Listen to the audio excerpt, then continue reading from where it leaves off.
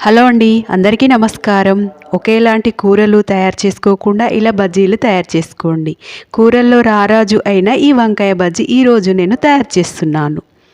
4 వంకాయలు తీసుకొని సన్నగా కట్ చేసి ముక్కలుగా ఉప్పు వాటర్లో వేసి శుభ్రంగా కడిగి పక్కకు పెట్టుకోండి. ఇలా అన్నీ కట్ చేసి పెట్టుకోండి.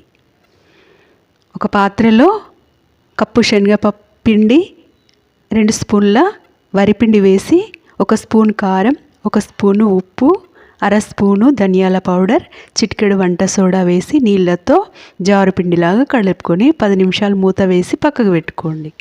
వంకాయలలో ఐరన్ ఉంటుంది, ప్రోటీన్ ఉంటుంది.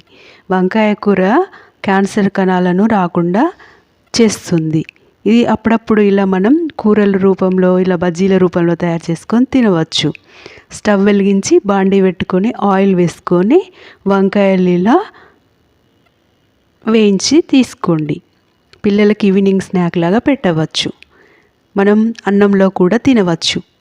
పప్పుచారు చేసుకున్నప్పుడు ఇలా తయారు చేసుకొని కూడా తినవచ్చు. ఎంతో టేస్టీగా ఉంటుంది.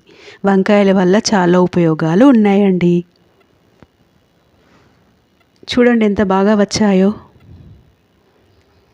ఎప్పుడు కూరలు కాకుండా ఇలా కూడా తయారు చేసుకొని తినవచ్చు. ఈవినింగ్ స్నాక్ లాగా తినడం వల్ల ఆరోగ్యానికి మేలు జరుగుతుంది.